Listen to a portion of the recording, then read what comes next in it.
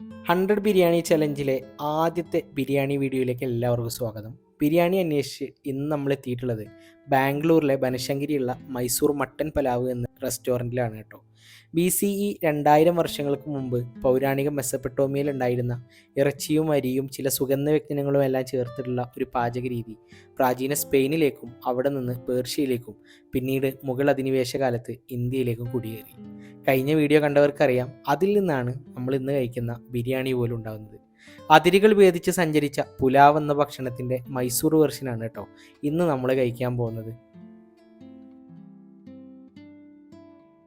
നല്ല വാഴയിലയിൽ mutton പുലാവും chicken പുലാവും ഒക്കെയാണ് കേട്ടോ ഇവർ സെർവ് ചെയ്യുന്നത്. ആദ്യമായിട്ട് മട്ടൻ പുലാവാണ് ഞാൻ ടേസ്റ്റ് ചെയ്ത് നോക്കിയത്. ആ ബിരിയാണി പാത്രം മുമ്പിലേക്ക് വെക്കുമ്പോൾ തന്നെ നമുക്കതിൻ്റെ സ്മെല്ല് കിട്ടും കേട്ടോ. അതിൽ നിന്ന് തന്നെ ഇതിൻ്റെ ക്വാളിറ്റി എത്രത്തോളം ഉണ്ടെന്ന് നമുക്ക് മനസ്സിലാക്കാൻ പറ്റും. അത്രയും നല്ല സ്മെല്ലായിരുന്നു.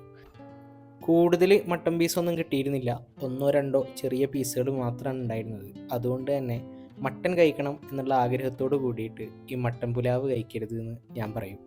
കാരണം ആ മട്ടൻ അത്രക്ക് സോഫ്റ്റോ ടേസ്റ്റിയോ ഒന്നും ആയിരുന്നില്ല. പക്ഷേ ആ മട്ടൻ്റെ ടേസ്റ്റ് അത്രയും ആ ചോറിലേക്ക് റൈസിലേക്ക് ഇറങ്ങി ചെന്നിട്ടുണ്ടായിരുന്നു. കഴിച്ച് തുടങ്ങിക്കഴിഞ്ഞാൽ നിർത്താനേ പറ്റില്ല കേട്ടോ. അത്രയും ടേസ്റ്റുള്ള ഒരു റൈസ്. ഞാൻ ആദ്യമായിട്ടായിരിക്കും ഇത്രയും ടേസ്റ്റി ആയിട്ടുള്ള ഒരു മട്ടൻ റൈസ് കഴിക്കുന്നത്. ഇവിടെ എടുത്തു പറയേണ്ട മറ്റൊരു കാര്യം ഈ ഒരു ഗ്രേവിയാണ് കേട്ടോ.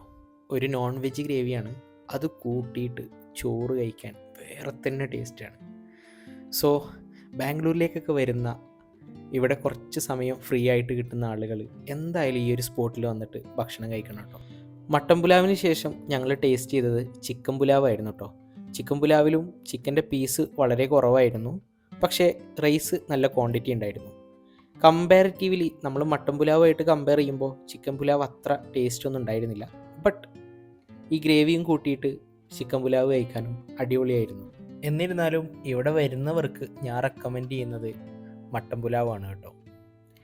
2 പുലാവും കഴിച്ച് പാത്രം ഇതുപോലെ വടിച്ചെടുത്തിട്ടാണ് ഞങ്ങൾ ഇവിടെ നിന്ന് പോയത്. അപ്പോൾ തന്നെ നിങ്ങൾക്ക് മനസ്സിലാവുമല്ലോ നമ്മുടെ 100 ബിരിയാണി ചലഞ്ചിലെ ആദ്യത്തെ ബിരിയാണി അടിപൊളിയായിരുന്നു എന്ന്.